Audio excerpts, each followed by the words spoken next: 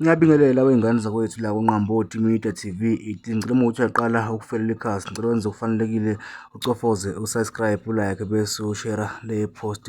Selithambeme nje ilanga yizo iy'ndaba ezinhle ey'ngenayo laphana ey'velayo la ey'thinta igidankongoma likaSicebi elalimala engozini yemoto eyenzeka laphana eMpangeni okanye e-Richards Bay ngomhla ka-9 ku-Agasti. Nokuyingozi-ke eyadlula nemiphefumulo emibili okubalwa kuyona umphefumulo kaGupta kanye nensizwa laphana inkosi yamagcokama nokuyiyena-ke umholi wakhe. Sekuvele-ke iy'ndaba ezithi insizwa-ke le esesithombeni laphana isiphumile laphana kwikhoma ezibhedlela. Kuthiwa njengamanje ihleli yize-ke ingakwazi ukuthi lidumephi futhi-ke ingakakwazi ukukhuluma. Kanti-ke sekuyizindaba nje ey'the zaba zinhle ey'velile njengamanje.